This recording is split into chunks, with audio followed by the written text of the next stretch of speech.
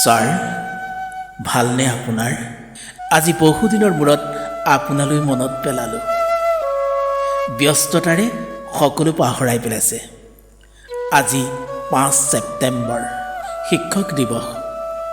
আপোনাৰ দৰে শিক্ষকজনৰ কথা মনলৈ আহিলে প্ৰশান্তি আহে।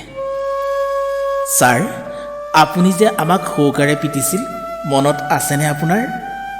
নেওতা মুখস্থ, কবিতা মুখস্থ, 3 বৰণীয়া জাতীয় পতাকা নীল আকাশত নাচে, ওপৰে গিৰ মাজল শুকুলা, তলত শ্যামল আছে। কবিতাবোৰ মুখস্থ লৈছিল। আৰু লখিমপুৰ জিলাৰ ৰেলৱে ষ্টেচনৰ নামবোৰ যে মুখস্থ লৈছিল। উত্তৰকাঠনি, তাঁতিবাহাৰ, টিপলিং, হাৰমতি, টুনিজান, কঁঠাল পুখুৰী, চিলনীবাৰী, উত্তৰ লখিমপুৰ, লীলাবাৰী, চিৰাজুলি, বগীনদী, সোৱণশিৰি, গোগামুখ, বৰদলনি, ধেমাজি, চিচি, বৰগাঁও, চিলাপথাৰ, তেলাম, ডেকাপান, লাইমেকুৰি আৰু মুকং চেলেক। একে উশাহতে গাব পৰা হৈছিলোঁ আমি আপোনাৰ চেষ্টাত। আপোনাৰ অপৰিসীম চেষ্টাই বহু কথাই শিকিছিলোঁ, বহু কথাই জানিছিলোঁ। সেইবোৰ জীৱন বাটত আমাক বহুত সহায় কৰিলে। নোৱাৰিলে আপুনি আমাক পিতে, পাৰিলে আকৌ উৎসাহিত কৰে। এয়া আপোনাৰ এটা বিশেষ লক্ষণ। 90ৰ ওপৰত পোৱা বহীখন সকলোকে দেখুৱাই আনন্দত আত্মহাৰা হৈছিল আপুনি।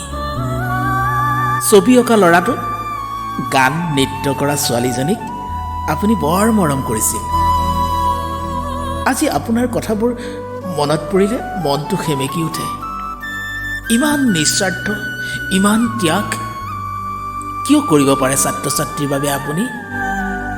সেয়ে আপোনাক শ্ৰদ্ধাৰে সোঁৱৰিছোঁ। আন 10 জনৰ আগত আপোনাৰ কথা কৈ কৈ গৌৰৱ অনুভৱ কৰিছোঁ। কথাবোৰ কওঁতে দুচকু সেমেকি উঠিছে। আপোনাৰ ওচৰত আমি চিৰঋণী। আপোনাৰ প্ৰতিটো কথা পালন কৰা হ'লে আমি মানুহ নহয়, ডাঙৰ মানুহ হ'লোহেঁতেন। আমাক কোনেও ঢুকি নেপালেহেঁতেন। নোৱাৰিলোঁ, বেয়া নাপাব দেই ছাৰ।